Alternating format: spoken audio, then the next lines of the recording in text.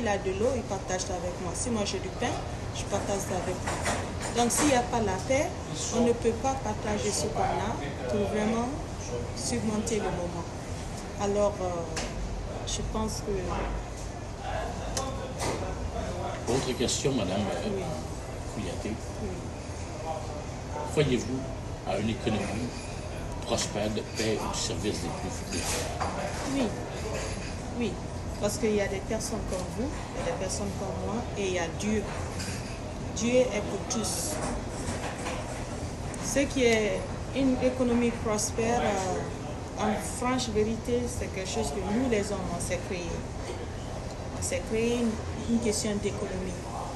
Chez Dieu, il était une question de nous donner la vie et nous donner ce qu'on a besoin de vivre avec, qui est l'eau, les aliments, les arbres, peut-être les animaux, puisque nous sommes des carnivores. Et c'est tout ce qu'on avait besoin. Maintenant, avec l'intelligence que Dieu nous a donnée, aujourd'hui, on vit une vie matérielle. On parle de l'économie, on parle de l'évolution, on parle de artificial intelligence. La vie a évolué. On s'est créé ça à travers notre intelligence. Et aujourd'hui, on se dérive maintenant. On veut commander qui a droit à ces bénéfices-là.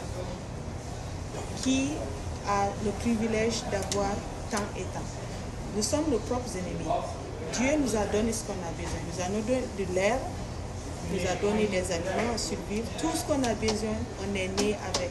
On est né, l'air est là, l'eau est là, tout l'arbre, tout ce qu'on a besoin de vivre. Mais nous, les hommes, à travers nos intelligences que Dieu nous a données, on s'est créé un autre monde, là où tout est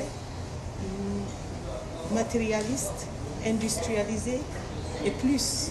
Et maintenant, on te dit, toi tu as droit à ça, toi tu as droit à ça.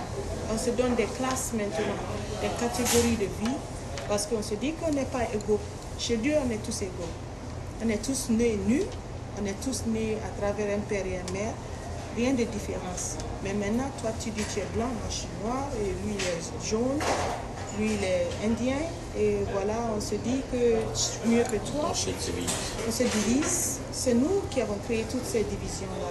Donc, quand tu parles de l'économie prospère pour tout le monde, la possibilité qu'il y en a, bien sûr, c'est bien possible, mais il y aura besoin qu'il y ait une forte majorité de personnes comme vous et moi pour que cela soit réalisé. Madame Kouyaté, étant donné que vous êtes américaine, guinéenne, malienne et africaine, américaine, vous connaissez les deux sortes d'économies. Excuse-moi? Vous connaissez les deux types d'économies, l'économie de marché aux États-Unis et l'économie communautaire en Afrique.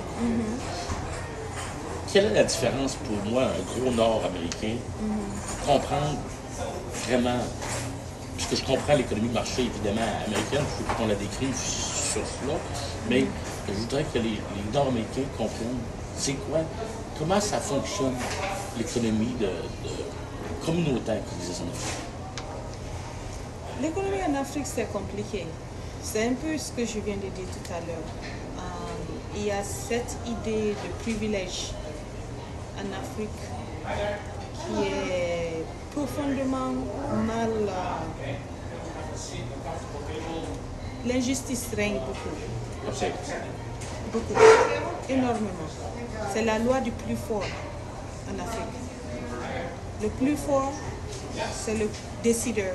Le plus fort, c'est le contrôleur. C'est juste une façon, en fait, différente de voir les choses. Parce qu'à quelque part, en Amérique du Nord, c'est comme ça aussi. Mais pour finaliser notre entrevue, un message de paix et d'espoir pour tout le monde. Un message de paix et d'espoir pour tout le monde.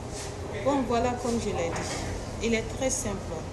On se crée par imagination ce qu'on veut que notre vie soit.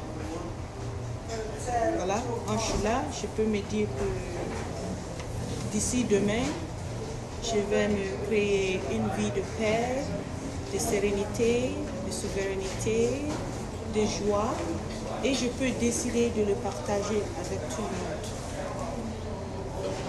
Madame Kouyaté, oui. Ben, je vous dis bienvenue dans les Artisans de la paix. Merci. Ça va compléter notre émission d'aujourd'hui. Donc, en direct du Daily Connect à Montréal.